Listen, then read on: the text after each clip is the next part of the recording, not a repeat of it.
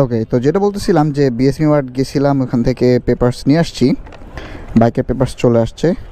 এখানে যা যা দরকার ব্যাংক রিসিপ্ট, এবং এটা হচ্ছে রেজিস্ট্রেশন করতে দিয়েছিলাম বা বাইক কেনার যে শোরুম পেপারটা সেটা দিছিল।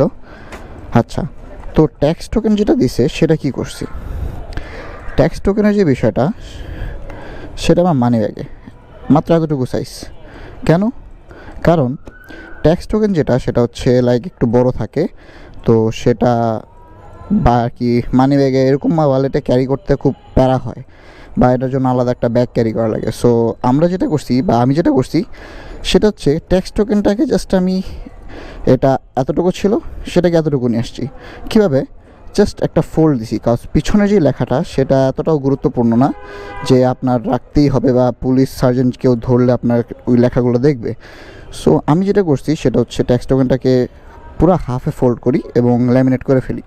সো বাই চান্স যদি কোনো সার্জেন্ট ধরে বা দেখে, সেই ক্ষেত্রে তারা এপিট এবং ওপিট দুইটাই দেখতে পারবে এবং পর্যাপ্ত ইনফরমেশন দেওয়া আছে, এখানে কোনো সমস্যা হবে না।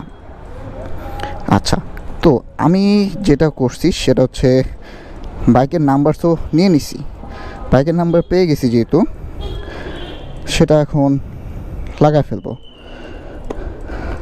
অবশ্য আমার ল্যামিনেটিং করা ডান।